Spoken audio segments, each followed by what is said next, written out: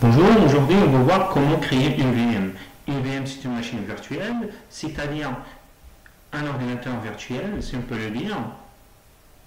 Et pour une définition des termes techniques, il suffit de voir le texte qui accompagne la vidéo. Moi j'utilise comme émulateur VMware Workstation, étant donné que je travaille sur un PC, portable, c'est un PC personnel. Alors, il faut démarrer VMware Workstation en mode administrateur. Et sur la page d'accueil, on clique sur Créer, ça va être assez rapide. On reste sur Typical. On peut utiliser un CD ou une imagerie ISO. Moi, je vais installer un Windows Server 2012 R2. Comme on peut laisser pour l'installer, on peut créer la VM et l'installer plus tard, comme s'il s'agit d'un PC physique. Ici, on doit saisir la clé de l'essence et on peut définir un mot de passe. Moi, je ne le définis pas, mais on peut définir un mot de passe pour notre VM.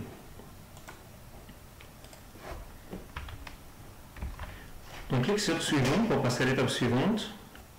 Je reste sur le choix par défaut pour le nom de la machine virtuelle. Ce que je change, c'est juste la destination. Ici, on définit la taille du disque dur et on peut choisir que le fichier ou que notre machine virtuelle soit en un seul fichier. Et moi, je vous le déconseille, ou en plusieurs fichiers, et ce que j'utilise. Parce que en cas de problème avec la VM, on peut très bien manipuler ou restaurer un de ces fichiers. Et après, voilà, on peut... Maintenant, on passe à la définition des caractéristiques du matériel simulé par l'émulateur pour la VM. Ce qu'il faut savoir, qu'on ne peut pas définir des caractéristiques techniques supérieures en puissance à celles de la machine porteuse ou qui accueille la VM. Là par exemple, j'ai 8 Go de RAM sur mon PC physique.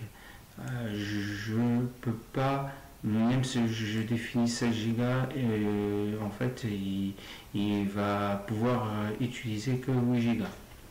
Voilà.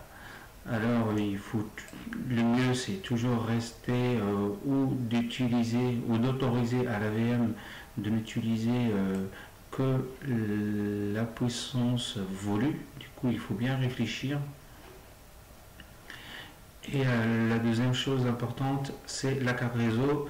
Il est par défaut au NAT, c'est-à-dire que l'utilisateur, comme c'est mentionné ici, il va être caché derrière l'adresse IP de la machine physique. Du coup, ils vont utiliser la même adresse IP et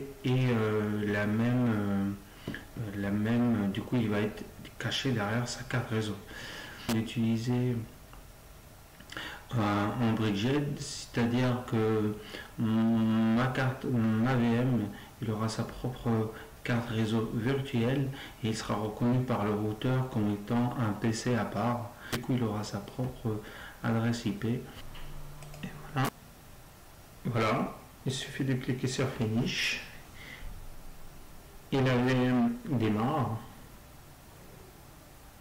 Et l'installation, c'est assez standard.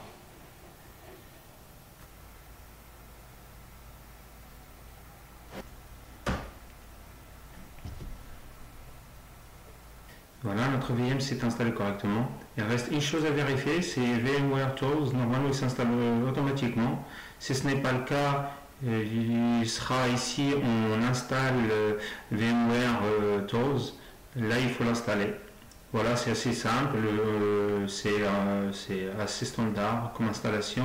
On lance à installer VMware, normalement il se lance automatiquement. Sinon, on le trouvera ici. Une fois lancé, vous le trouverez ici dans le CD et il faut le lancer. Voilà, c'est assez simple. C'est la fin de la vidéo, je vous dis merci de votre attention et je vous donne rendez-vous dans une prochaine avec plus d'astuces dans le domaine d'automatisme et informatique industrielle. Merci.